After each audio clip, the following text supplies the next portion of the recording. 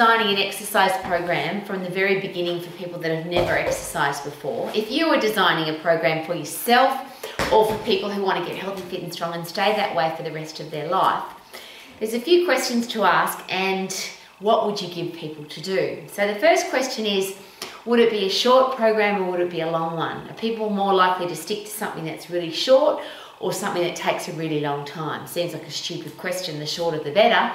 9 out of 10 people don't do any exercise at all. It's going to have an effect on their life for the rest of their life. So the closest we can stick to 0, the better. So what can I do that is really, really short, as close to 0, no exercise at all, that will give me the best results possible? So that's the first question. Second question is, if it's unsafe or it's going to hurt me, then I can't stick to that because I'm going to be busted or broken or injured or hurt. So it's got to be fast and it's got to be safe. And if it doesn't work, if I do something over and over and over and I'm not getting the results that I want, is it possible that I'm not going to stick to the program? So it's got to be short, it's got to be safe, it's got to be effective. And if I'm getting results fast, then I'm more likely, because the results are the ultimate motivation, aren't they? If I can see results quickly, then I'm going to stick to it. If I do something and I can't see that it's working, then I'm obviously not going to do it. So if you don't exercise at all, or if you used to exercise in the past for hours and hours and you weren't getting the results that you wanted, or you did get the results that you wanted but you just think to yourself, I don't have time to do hours of exercise anymore, so I'm not going to bother. Here's some really cool things to consider, particularly because they're based on, or they are, in the anatomy and physiology of the body. So to get fit, I've got to get puffed. To get strong, I've got to overload my muscles and bones. My body can't count, it's got no idea of time, except that the energy systems that my body uses to get fit and strong have a limited time. So if I work at 100% effort, I can't keep doing that for hours and hours, obviously. I can't sprint for an hour, I can't sprint for 30 seconds, I can't sprint for longer at 100% effort, longer than 10 seconds. The only race at the Olympic Games that is 100% effort, nobody's pacing themselves, is the 10-second 100 meters. So if you want to get fit, you've got to get puffed. So anything that you do that gets you puffed for 10 seconds is going to get you fit. Now your heart and lungs don't know whether you're running or obviously going to be sprinting, punching, jumping, skipping, rowing, cross trainer, dancing. Doesn't matter as long as you get puffed. So pick something that you love to do, that you can do for 10 seconds, it's going to get you puffed. Now the reason I love boxing is when you put yourself into the fight and flight system, which is the energy system designed to get you away from a threat or a challenge, you can run, you can sprint, you can do the thing that gets you puffed to get away from the threat, but you can also turn and fight. And I think there's got to be a much better headspace when you turn and front on, face your challenge and fight it versus run away from it. So I absolutely, if I'm going to get puffed, my number one choice is to punch a bag, punch some pads, to punch and kick, because I'm going to be in the fight and flight system at 100% effort, but I'm not flighting, I'm not running away, I'm fighting. But it doesn't matter. To get fit, as long as you're doing something hard and fast for 10 seconds. Now, when do you go again? Do you just do 10 seconds? Well, you could go again in a minute, you could go in 10 minutes, you could go in an hour. And there's some things to consider. How long does it take you to recover? So you've got to wait until your heart rate gets back to 0. Well, obviously it's not going to be 0, you'd be dead. But normal resting heart rate.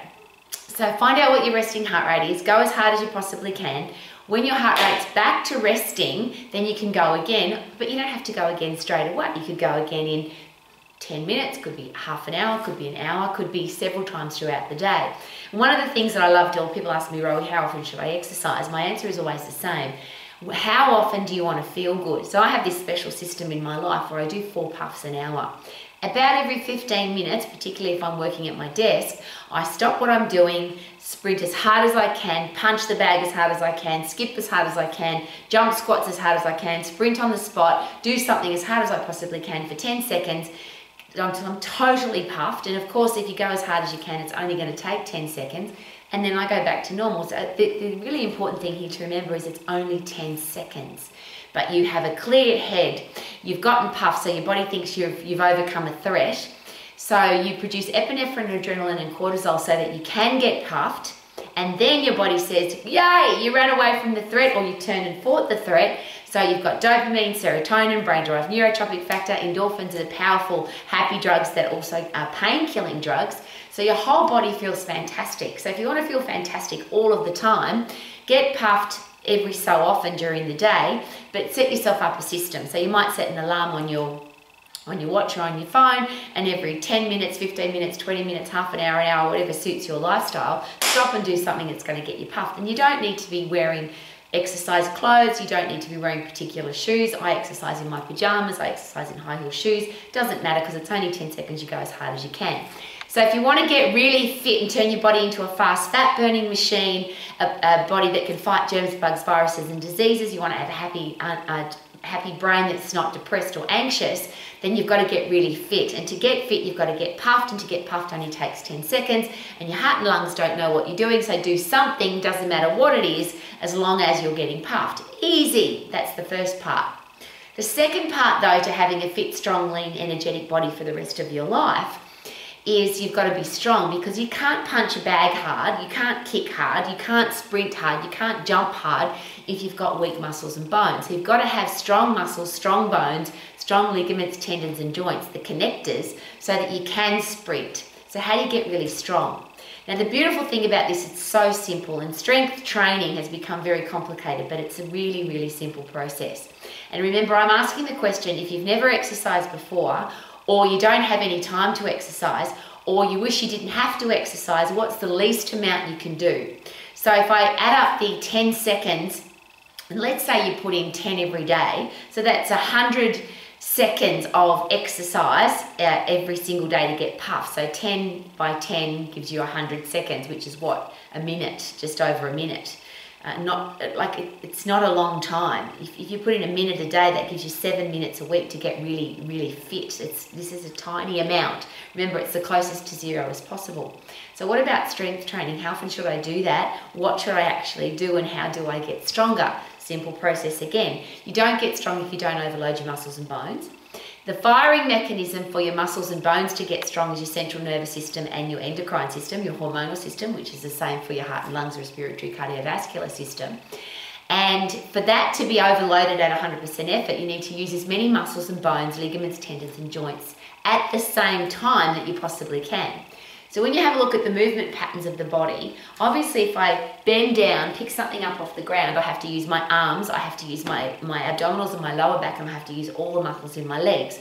I have to use my shoulders, and that's pretty much my whole body. So the tiniest exercise program, strength training program, that's going to keep me closest to zero and get me strong, every ligament, tendon, joint, muscle in my body, is to pick something up off the ground. Now again, muscles can't count and muscles are blind. So whether I pick up a rock or a log or a child or a box of books or a bag of groceries, it doesn't matter, as long as I can lift something in the 10-second phosphate system, hard and fast. If I can lift it for longer than 10 seconds, it's too light. So I'm going to pick something up off the ground, put it back down again, pick something up off the ground, put it back down again, pick something up off the ground, put it back down again, and it's got to be heavy enough that by the time I get to 10 seconds, it's really heavy and I can't do any more. And I'll say it again, my muscles are blind and they can't count. So it's not about counting how many you do, it's just how many can I do in 10 seconds. And if I can do more, if I can keep going after 10 seconds, I need to pick up something that's heavier. So wet towels in a backpack, books in a box, groceries in a bag. Yes, you can lift dumbbells, you can lift barbells, you can lift free weights. It doesn't matter because your muscles are blind, as long as you're overloading. And again, as many muscles, bones, ligaments, tendons and joints as possible. Now you could do a pushing movement and you could do a pulling movement, but most people hate going to the gym. So yes, you could do push-ups and yes, you could do chin-ups. But again, you don't have to go to the gym to do those. You could just find something to push and something to pull and something to lift up off the ground. But if you want to stay closest to zero, lift something up off the ground that's heavy, do it as many times as you can in 10 seconds, and if you can keep going after 10 seconds, you need a heavier weight next time. When do I do it again? Like puffing, I don't go again until I get my breath back to normal. Strength training, I don't go again until I'm stronger. Now that's different for everybody. So somebody tells you that you can do strength training every day or every second day or 3 times a week or 5 times a week. That's not true. That doesn't make any sense when it comes to physiology. The only way that you are going to get stronger is if you allow your body to get stronger. It has to super compensate. So you lift something, your muscles will get tiny tears in them. So you've got to recover from the workout. You've got to regenerate your muscles from the workout, and then they've got to super compensate, which simply means they've got to get stronger than they were before. And they will, because if you overload your muscles, they send a message to your brain to say, it's called a myokine. They send a message to your brain to say, this person's overloaded us. We've got to be stronger for next time, just in case the weight is heavier next time, just in case the bag of groceries is heavier next time, just in case the wild animal is bigger next time, we have to be stronger next time. So when can I go again? I have to be able to lift more the next time than I did last time. That means I've gotten stronger. And that could be 2 days, it could be 5 days, it could be 10 days, depends on how heavy you lift. It depends on your nutrition, your sleep, your stress levels, how quickly your body recovers, and some people just recover quicker. So if you can't lift heavier next time, you haven't super compensated, so give yourself another couple of days. So how do I wrap all of that up? Get puffed to get fit, lift heavy to get strong. Stay in the phosphate system. There's 3 energy systems in the body. One's phosphate, 100% effort. Second one is the lactate system, which is 10 seconds to 2 minutes. And the last one is the aerobic system. Now, the aerobic system is the one we live in all the time. So if you want to get fit in the aerobic system, you have to overload the other 2. The challenge with the lactate system, however, is it has a waste product called lactic acid. That's the burning sensation that you feel in your muscles. And that's the nauseous feeling that some people get when they work really hard between 10 seconds and 2 minutes. I don't want anybody to feel sick, and I don't want anybody to get a burning sensation in their muscles, because it means that they're not going to stick to their program because it doesn't feel good, and or it means they're not working at 100% effort, because once you're in the lactate system, you're out of the phosphate system, and that's the one where you work at 100%. So it's as simple as this. Get puffed for 10 seconds and don't go again until your breath is back to normal.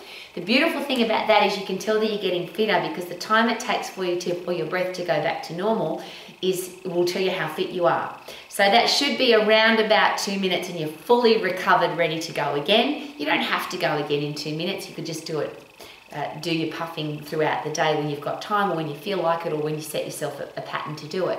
But 10 seconds of getting puffed many times throughout the day. Strength training could be once a week, twice a week, never more than twice a week, because you won't be recovered, you won't be super compensating, you won't be ready to go.